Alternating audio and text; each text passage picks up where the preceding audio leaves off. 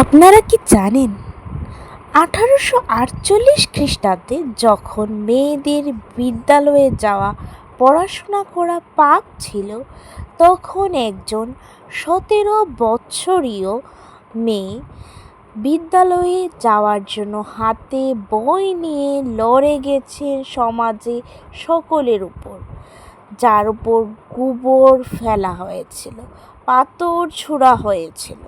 তিনি জীবনে কখনো থেমে থাকেননি, তার পড়ার জন্য এগিয়ে গেছেন এবং ভারতের প্রথম মহিলা শিক্ষিকা যিনি সাবিত্রীবাই ফুলে, আজ উনারই কাহিনী, উনার জীবন কাহিনী আমি আপনাদের সামনে তুলে ধরব। সাবিত্রীবাই ফুলে, যিনি খুবই সুপরিচিত, ভারতের প্রথম মহিলা শিক্ষিকা। ওনার জীবনযাত্রা এত সহজ সরল ছিল না। কঠোর এবং কঠিন পরিস্থিতি লড়াইয়ের মধ্যে ওনার জীবনযাত্রা ছিল এবং তিনি হয়ে উঠেছিলেন ভারতের প্রথম মহিলা শিক্ষিকা। ওনার জন্ম হয়েছিল 1931 খ্রিস্টাব্দের 3 জানুয়ারি পুনের নোয়াগাঁওয়ে। 9 বছর বয়সে, মাত্র 9 বছর বয়সে ওনার বিবাহ হয়েছিল জ্যোতিরাও ফুলের সঙ্গে। সাবিত্রীবাই ফুলের বিবাহ 9 বছর বয়সে হয়েছে জ্যোতিরাও ফুলের সঙ্গে। জ্যোতিরাও ফুলে দেখেছিল সাবিত্রীবাই পড়াশোনার প্রতি আগ্রহ ছিল। তিনি ওনার সহধর্মীয় পত্নীকে পড়াশোনায় সাহায্য করেছেন এবং পড়াশোনা করিয়েছেন। 1848 খ্রিস্টাব্দে যখন মহিলাদের বিদ্যালয়ে যাওয়া পাপ ছিল, পড়াশোনা করা পাপ ছিল, তখন 17 বছর বয়সে সাবিত্রীবাই ফুলে পুনেতে মহিলাদের জন্য বিদ্যালয় স্থাপন করেছেন, মহিলাদের পড়ার সুযোগ করে দিয়েছিলেন।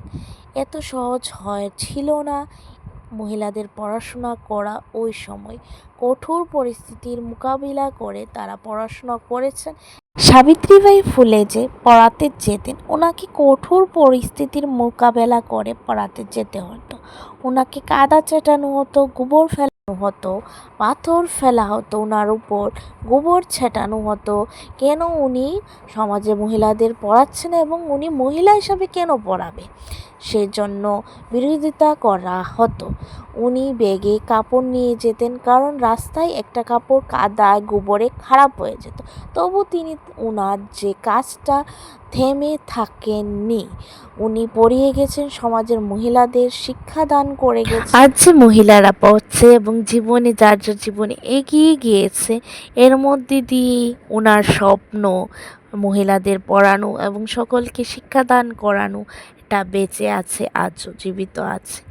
ওনাদের মধ্যে মতো মহিলারা যদি বিরোধ না করে, সমাজকে সংস্কার না করত, তাহলে আমরা কি মহিলারা এত সহজে পড়াশোনা করতে পারতাম এই সমাজে? এটা ভাবনামূলক। ওনাদের মতো মহিলা সমাজে বিরোধিতা করে মহিলাদের এগিয়ে নিয়ে যাওয়ায় ওই সময়কার মহিলারা, সব মহিলারা তো পড়ার সুযোগ পায়নি। যারা বিরোধিতা করেছে তাদের মধ্যেই ওই সময়কার সময়ে মহিলারা পড়তে পেয়েছে। সাবিত্রীবাই ফুলে মহিলা শিক্ষিকার পাশাপাশি ছিলেন একজন সমাজ সংস্কারক। তিনি সমাজের সংস্করণে অগ্রণী ভূমিকা পালন করেছিলেন।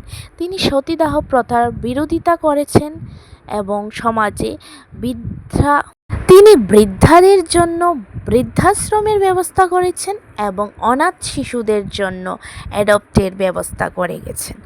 1853 খ্রিস্টাব্দে ব্রিটিশ সরকার তখন ওনাকে বেস্ট টিচার অ্যাওয়ার্ডে ভূষিত করেছে। 1897 খ্রিস্টাব্দে যখন পুনেতে প্লেগ রোগে ছড়িয়ে পড়েছিল, তখন সাবিত্রীবাই ফুলে ও ওনার পুত্র মিলে হসপিটাল তৈরি করেছিলেন এবং প্লেগ রোগে আক্রান্তদের কাঁধে করে উনি হসপিটালে নিয়ে আসতেন চিকিৎসা করার জন্য। 1997 খ্রিস্টাব্দের 10ই মার্চ উনি একজন শিশুকে বাঁচানোর জন্য নিয়ে আসেন এবং ওনারই প্লেগ রোগে আক্রান্ত হয়ে মৃত্যুবরণ করেছিলেন। 10ই মার্চ 1897 খ্রিস্টাব্দে একজন শিক্ষিকা অন্যদের বাঁচাতে নিজের জীবন দিয়ে দিলেন। ওনার জীবন কাহিনী আমাদের সকলকে অনুপ্রাণিত করেন এবং উনি স্মরণ থাকবেন আমাদের সকলের মধ্যে আজীবন। কেমন লাগলো আজকের কাহিনীটা? যদি ভালো লেগে থাকে অবশ্যই কমেন্ট করবেন।